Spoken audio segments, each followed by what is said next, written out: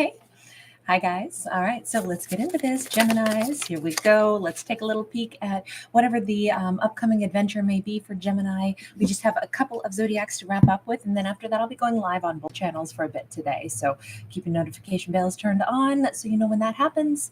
All right, we have got the Knight of Swords. Knight of Swords is rapid, sudden change. It's impulsive action. This could be a Libra, Gemini, Aquarius coming into Gemini's world, or Gemini could be chasing down something, going somewhere. 10 of Pentacles. Okay, so the next adventure for Gemini is actually one of like finding a place where they feel like they're home. I feel like somebody could suddenly move. Somebody could reach out and say, Gemini, would you uproot and come on back home? Or would you come here? Would you live with us? Would you be with us? This could be Gemini suddenly moving to be near family again. And we have like the shelter of the mountains. It looks like somebody might end up living in a place where it's mountainous terrain, but also like a very lush valley. It feels like, because there's mountains that have snow on them, it feels like this comes in fast, like before the end of the year. Gemini could suddenly discover, maybe they come back for a visit and then decide, I'm actually going to stay. I'm going to move here. I'm going to live here. 2 of Pentacles. Hey, Moon Pony. Great to see you, babe. To have that 2 of Pentacles, which is all about balance and juggling. But it could be that Gemini is discovering greater balance in their life. We have city and then we have very much like country. Is this going to be Gemini's like, hey, maybe I could figure out how to just commute back into a big city, but I could live in a more rural area, be around the people I care most about, be in a smaller community, but then maybe I still have to work in a city. Yeah, but I could make this work. I could do remote. I could do something. It's definitely a big sudden change, but it's one that actually saves Gemini money, and it's one that brings them closer to like the people they want to be around. There's a certain amount of like support and shelter around them as well, both in like loved ones, because this can be a card of going back and working more in a family business, but still doing a side hustle. This can be living around our extended family, Nana and Papa are getting older. I want to be closer to my folks as well as to my elders. It would be nice for my kids to grow up a little closer to Nana and Papa. Whatever this is, it just feels like there's a reason to be in a closer knit community where there's some strong roots. And it doesn't mean that Gemini sacrifices some other aspect of their life that they may have built for themselves. It just says they might be living a different quality life and it's going to work for them. 8 of Cups. Oh, 4 of Wands. By the way, this is the first time this 4 of Wands has come out. This is a brand new deck that I was really excited to get. Just showed up yesterday and I was like, how perfect. I didn't expect it to arrive so swiftly. I'll tag this one in the video for you. The Death card and the Page of Cups. It's really pretty imagery. Not only is this an adventure in like changing, I think it's changing a living situation, but it may also play a role in career. Now we have like, I don't know if Gemini is going to finally get more free time. Like, let's give a scenario. Let's say Gemini's been an only parent, living far away from their family. They're coming back to the town that their family resides in. They now have a lot of support around them. It means that they can actually have a social life now, because when they're done with work, sometimes, the kiddo can hang out with, mom or pops or, Nana, Papa. And now Gemini actually has a better quality of life. They're more supported, but also have a little bit more personal freedom. And that could be the reason Gemini is able to meet somebody. That could be where and how they wind up meeting their forever partner. Sometimes we have to make big changes in our life that seemingly you wouldn't expect that would be the outcome. You wouldn't expect that like gear shifting and saying, let me surround myself by family members. And then that's how I actually have more personal time. Sometimes we think if we're around family, then obviously that soaks up all of our time. Not so for this Gemini. It could work the exact reverse. It's like, oh my gosh, I have so much more free time. I can, there's somebody to keep an eye on my house and I can take a little weekend vacation. They'll feed my pet. I can actually go out and I can live a life now and I have a chance to meet that partnership. It feels like everything is changing for the better for this Gemini. This is beautiful. Definitely the energy of, we see life and death pointing in 2 different directions.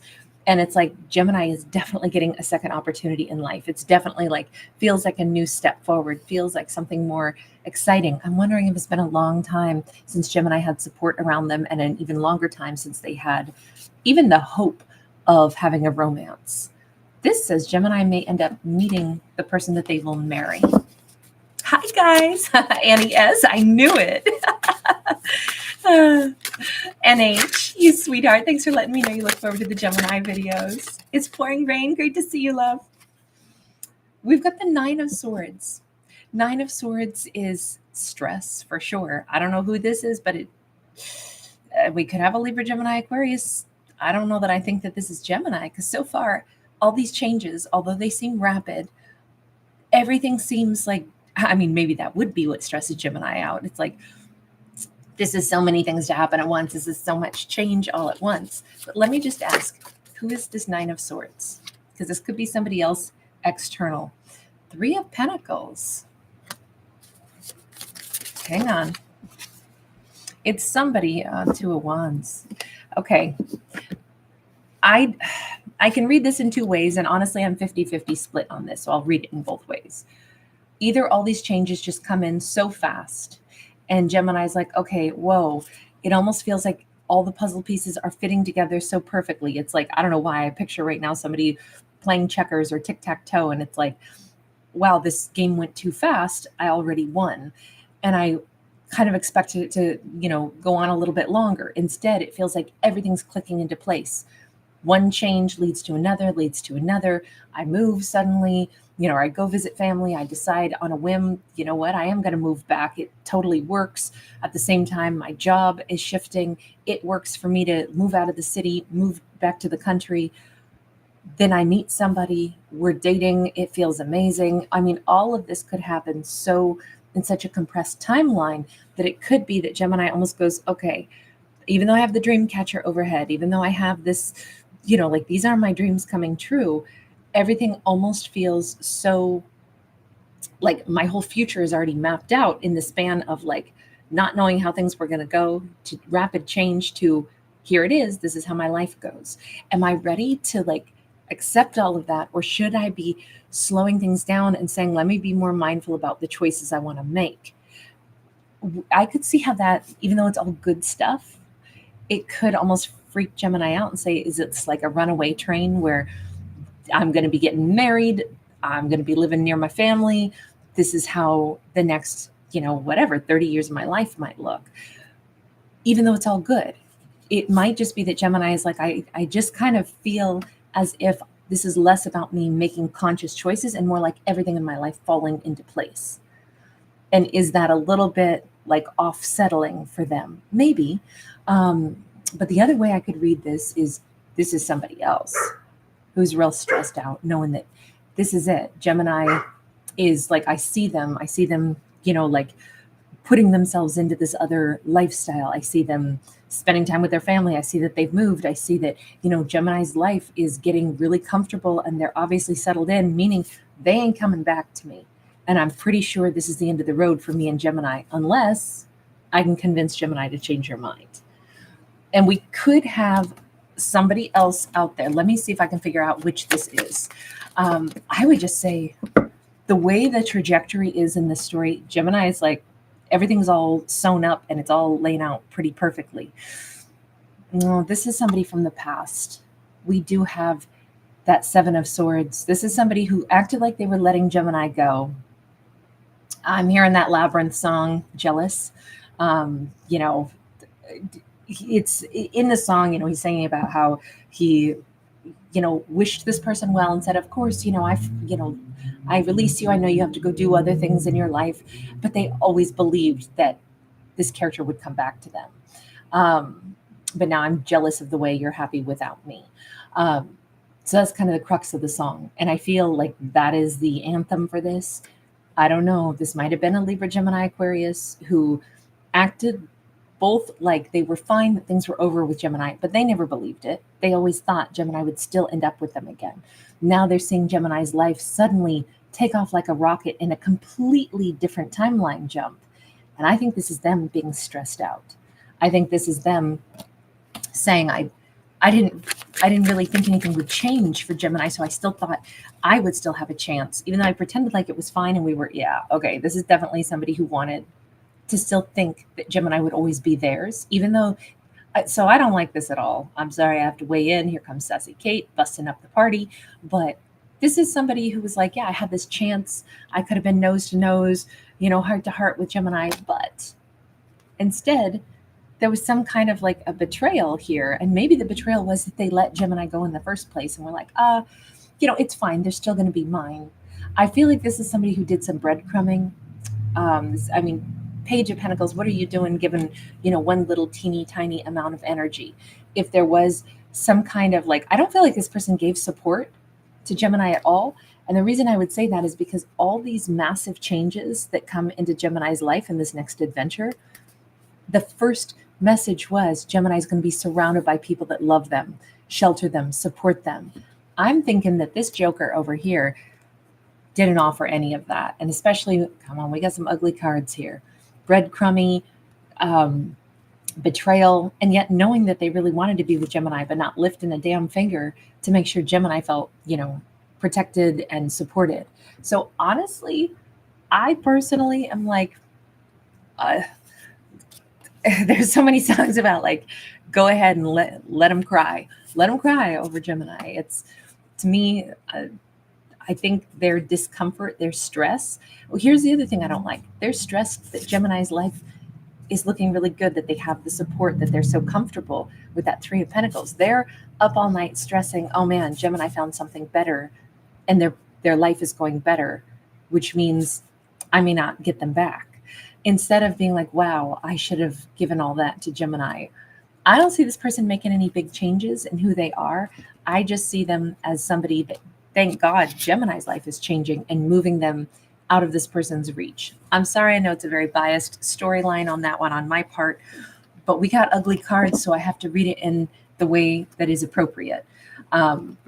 That's if we hadn't had a Three of Swords there, I probably wouldn't have been so protective over Gemini, but we did. So I'm real happy to see Gemini's life is changing very suddenly, and they're getting. I'm surprised we don't have the Justice card here, because it feels like Gemini is getting everything that they didn't have from this previous partnership. I want to ask one last question here. Universe, what is the energy here for Gemini as far as what sets this all in motion? Nine of Sacred Circles, good. Gemini must have sat down and had a little talk with themselves, or maybe this is what they're doing. And they might have done some cleansing of their space, their aura. Maybe they did some saging, but it looks like Gemini had a little talk with themselves and say, I actually, I think I deserve better. When we know that we deserve better, that's when we make choices for ourselves. I always say treat ourselves like we would treat a pet, right? We would never let our pet be hungry or thirsty. I mean, if Aries, just isn't himself, just a smidge, I'm feeling him and checking his heart and, checking his pulse and, opening up his little mouth. And, I look him over, even if he's just got oh, he seems kind of lazy today. That's unusual for my blue healer. I instantly need to check him over. I got to make sure he's good. But we don't do that for ourselves. We don't do a little check for ourselves. We don't, I'm hungry, I'm tired, I'm hurting, but I'll still just grind on through. We would not do that to our pet. So I always say, if we could treat ourselves as nice as we've treated a pet and almost distance ourselves from us and say, I'm doing this for my pet, which happens to also be myself, but I'm going to look at me like somebody I have to take care of the same way I take care of my pet. We like our pets. We want our pets to feel the best. Our pets are worthy. We care about them. We should at least care about ourselves as much as we care about our pets. And I feel like that's what our Gemini has done. I know that I deserve better. I know that my inner voice, should reflect my external world. If there's some dissonance there, if what I know I'm worthy of is not what I'm receiving from someone, then maybe it's time to change that external world. And also, there's this connection to the higher self or the cosmos as well. And I say that because we have the North Star 3 times on this. She wears the amulet, she holds the rattle, and then we have the drum skin on the wall. And I just always look at that as like we have 3 North Stars guiding us in this card. We have the one that comes from our heart, we have the one that has to do with how we interact with our surroundings, and we have the one that connects to us, to our higher self, or to the cosmos. And you notice that the guide is sitting right there, like at her back. So I would just say that this is a Gemini who decided, I know that I'm worthy of, my external life being more satisfying than the one I've been having. Maybe that's why everything changes so swiftly. When we become aware of it, then we become motivated to make changes for the betterment of our life because we actually believe we deserve it.